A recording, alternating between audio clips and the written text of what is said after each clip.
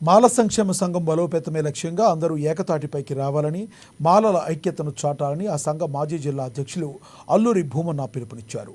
ఆదిలాబాద్ పట్టణంలోని ప్రెస్ క్లబ్లో ఆదివారం ఏర్పాటు చేసిన మీడియా సమావేశంలో అడహక్ కమిటీ ఎన్నికలు నిర్వహించుకోవడానికి ఆయన తీవ్రంగా ఖండించారు.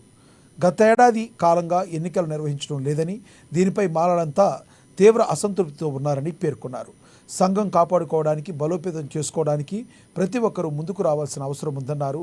రాజకీయంగా పబ్బం గడుపుకోవడానికి కొందరు కుట్ర పన్నుతున్నారని ఆరోపించారు. తమ స్వలాభం, సొంత లాభం కోసం సంఘాన్ని అడ్డుపెట్టుకుని రాజకీయాలు చేస్తున్నారని మండిపడ్డారు. సంఘం సంఘటితంగా ఉండాలంటే తప్పనిసరిగా ఎన్నికలు నిర్వహించాల్సిన ఆవశ్యకత ఉందన్నారు.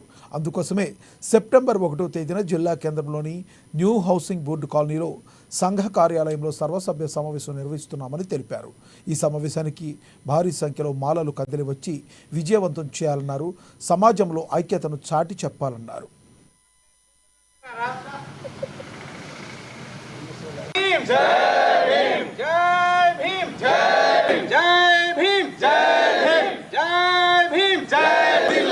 మాల సంక్షేమ సంఘం గత సంవత్సర కాలం నుండి ఎన్నికలు నిర్వహించలేక ఒక అసమర్థ స్థాయిలో ఉన్నటువంటి విషయాన్ని ఇవాళ ప్రజలు గమనించాలని చెప్పేసి కోరుతా ఉన్నాం మిత్రులారా.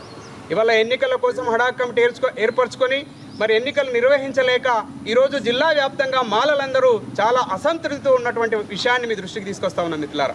కాబట్టి సంఘాన్ని కాపాడుకునే ఉద్దేశంతో ఒక సైనికుల్లాగా, ఒక బాధ్యత గల పౌరులుగా మరి ప్రతి ఒక్క మాల సోదరుడు, సోదరిమణులు, ఉద్యోగులు, మేధావులందరూ, యువకులందరూ కూడా కలిసి ఈరోజు సంఘాన్ని రక్షించుకోవాల్సినటువంటి బాధ్యత ఉందని చెప్పేసి తెలియజేస్తా ఉన్నాను మిత్రులారా.